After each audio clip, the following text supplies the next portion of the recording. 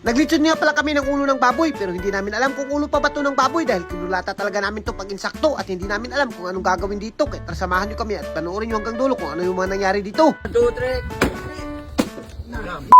Bago ang lahat guys, ito nga pala yung mga pangyayari. Napakaswerte nga pala natin ngayong araw dahil nahali na ngayon pinakakusga natin na burlet at napakaganda talaga tong bakti na to. Hindi ko sana to ibabaligya pero kaya naghangyo kasi si sir dahil napakalayo niya pa kaya naman pinalit niya. At ayun na nga guys, shout out nga pala sa Bagani Babuyan at talagang napakaganda. Pwede nyo i-visit yung page niya. At biruin nyo, napakalayo pa talaga ng biniyahe ni sir para lang mapalit itong ating bakti na pinakakusgan sa buong mundo. At siya nga pala guys, meron pa tayong isang available na burlet dito kaya naman paunahan lang talaga tayo dito guys. At unang mag-PM ay yung na aking mabibigyan. At ayun na nga guys, si Dodong guys, talagang napakaganda at batang-bata pa, parang nag-training na ng boxing, talagang napakaganda ng katawan. At so ayun na nga guys, speaking of baboy, yung baboy nga pala namin dito nasalin sa pista at ayun na nga guys, nakapikit lang at parang nagpapabugnaw lang kaya naman napagdesisyonan na namin ni Ivy, nalilitsyonin na namin siya dahil patulog-tulog na talaga siya dito sa rep at medyo kaskas na ng kurinte. At dito sa wakas guys ay nakuha na kaagad namin dahil napakadugay talaga namin kunin kaya hindi na kaagad kami magpadugay-dugay dito, pupunta na kaagad kami sa floating cottage namin dahil doon namin to lilitsyonin dahil napakaganda talaga maglitsyon-litsyon doon. At siyempre nandam na kaagad natin yung mga kahoy natin dyan at nagkuha na rin tayo ng tusok dahil magtutusukin natin yung ulo ng lechon.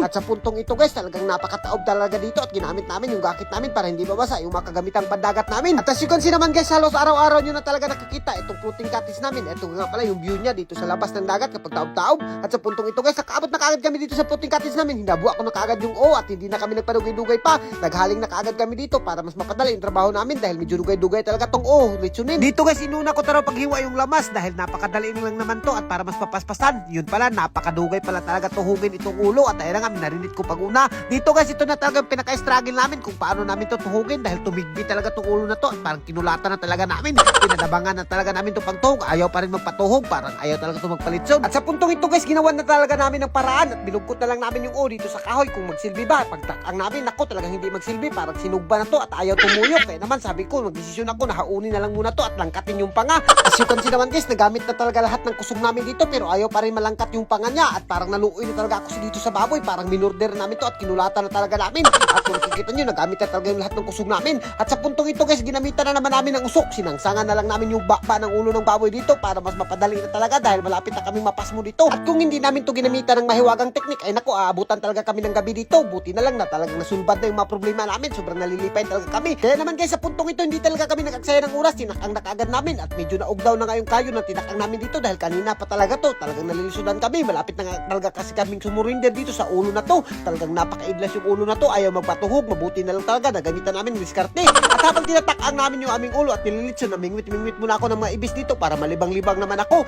At ayun nga guys, talagang nalingaw talaga ako dito sa pagpumingwit ng ibis. Pero isa lang yung nakuha natin. Hindi naman to makasya sa atin. At sa puntong ito guys, bumalik na kaagad ako dito. Pagbalik ko, medyo luto-luto na nga yung lechon. Sabi ko sa kanila, harog-harog na lang yan. Dahil talagang malapit na kaming maabutan ng gabi dito. Wala kaming mga spot. At ngayon na nga, bumurot na nga yung naong ng lechon. Parang pinaak na ng lapinig yung lechon natin dito. Pero goods na goods pa rin yan. At sa puntong ito, sabi ko sa kanila, haunin na talaga natin to dahil talagang nagugusla na kami. At ayun guys, pag haon namin dito, talagang meron kakaibang nangyari guys. At kung nakikita nyo, yung panit lang yung crispy pero yung loob niya ay talagang medyo nag-ice-ice pa. Hindi kasi namin to nahumol sa dagat. Kapag pala medyo ice-ice pa at hindi mo nahumol, ay naku, luto yung ibabaw, hilaw yung ilaw. Kaya naman sabi ko sa kanila, lechon paksiw na naman to. Ay naku, kakaluto nga lang ng lechon, pinaksiw na kaagad. Lechon na sana, naging paksiw pa. At sa puntong ito, talagang nagamit na nga rin yung kayo namin at tinakang namin. Mabuti na lang may nabilin pa. At pagkatapos magsubo-subo, hinaon na kaagad namin yung bahaw dito. At kung nakikita nyo, puro rin nagugusla yung makasama namin dahil talagang biruin nyo, alas 10 pa kami nandito. Talagang inabutan kami ng alas 4 ng hapon. At kung nakikita nyo guys, talagang hindi na kaagad nila pinasaylo at talagang hindi halata na nabugusla na talaga sila. Sayang guys, masarap-sarap pa sana naman yung lechon dito sa dagat. Pero yung kinalabasan ng lechon namin ay pinaksiw na lang. Pero goods pa rin naman. At least naman hindi kami napasmo.